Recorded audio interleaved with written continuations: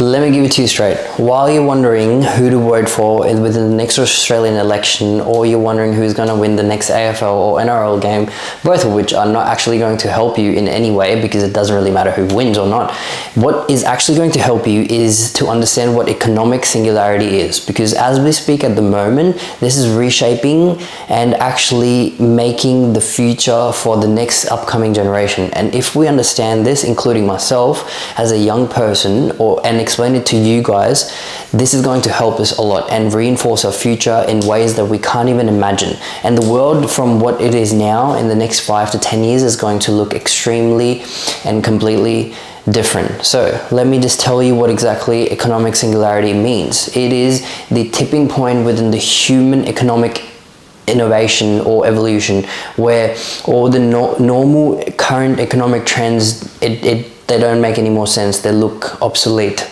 The first point, let me get to it, which is the exponential tech growth.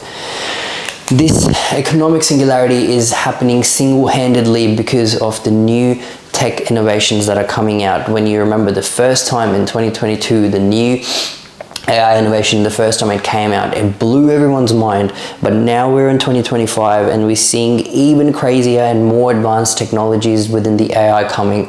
This is pushing the current economic trends, which is based on the manufacturing and labor market. The current AI innovation is making it look obsolete because it makes no more sense to have all these manufacturing systems in place and all these current labor market in place. Which brings me to my second point, which is the recurring loop.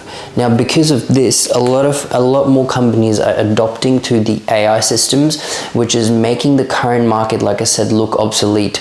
The more people are getting engaged within these AI generative informations, and they're using these AI within their businesses, within their companies, to actually push out the labor market completely out of the economy and actually just be dependent on these machines, which is again creating very high productivity rates at a very low cost margin.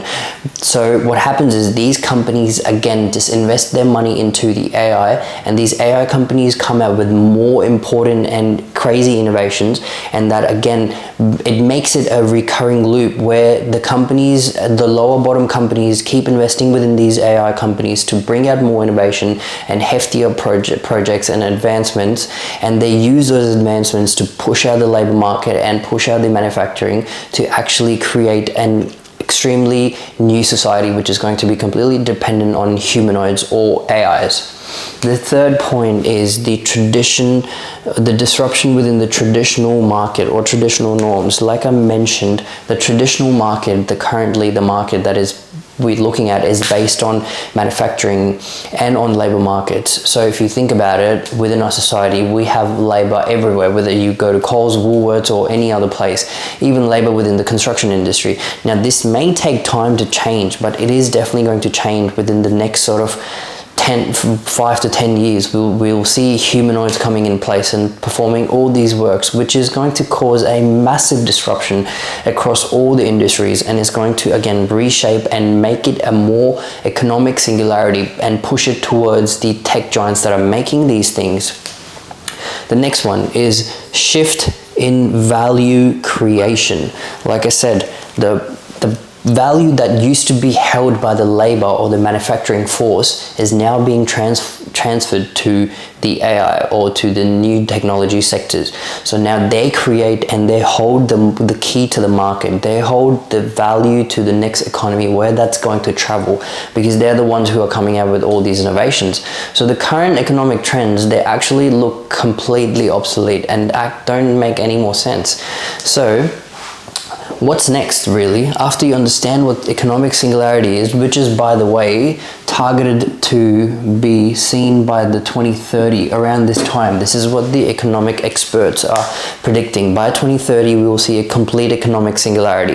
This may just be a theoretical economic propaganda, but it's not really a propaganda when you try to understand and see what's happening around the market, because this AI thing is taking a whole new shape and is actually fully changing the market. We can see these trends, and it's obviously going to then come to how to actually come past the economic singularity, how to be above it, and how to keep a foot forward so you don't fall into the pits that are going to cause you issues within the future.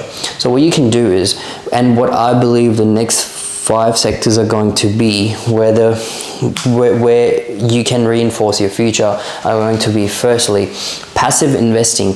Passive investing is essentially just taking $500 from your income and putting it in towards an investment, which could be you either buying a house, which is actually, again, if you think about it, inflation costs and all that just costs an insane amount of money.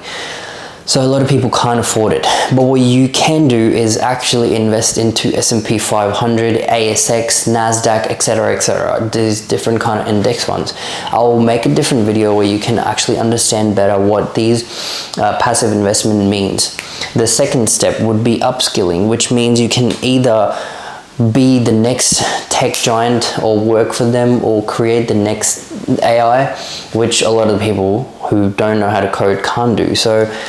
But this is one of the things where you can work on, or actually upskilling yourself within finance, or understanding the economical financial trends, which I'm trying to understand as well. The third one is, again, technology, which is going to be the biggest thing that is going to come within the future. So this technology is what's going to reshape the industries and actually cause heaps of disruption. So it'd be a good time to get into technology sector, and if you know how to code, or you know how to do other things that are required, which are only going to be based around AGIs, AIs, or even quantum computing. That's a new one that a lot of people are working on. Currently there's Microsoft, there's Amazon that are working on quantum computing, and also IBM, which is actually holds the lead within quantum computing, and they believe this is the next big thing.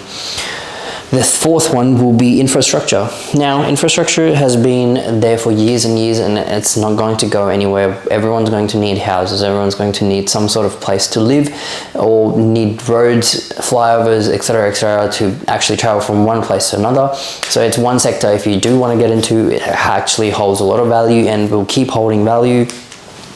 Another one is the health sector, another important one, and is something that can never be avoided. Now, health sector is imperative for every person till humans are alive. This is not going to be taken over by AIs. You can obviously work with the biomedical and sciences, where you can come out with new innovations and etc., which obviously, like I said, holds value. So these are the 5 things, the 5 sectors where you can actually work towards from now, and by the time you reach 2030, you actually might be a lot more secure and feel a lot better from what your current financial position is.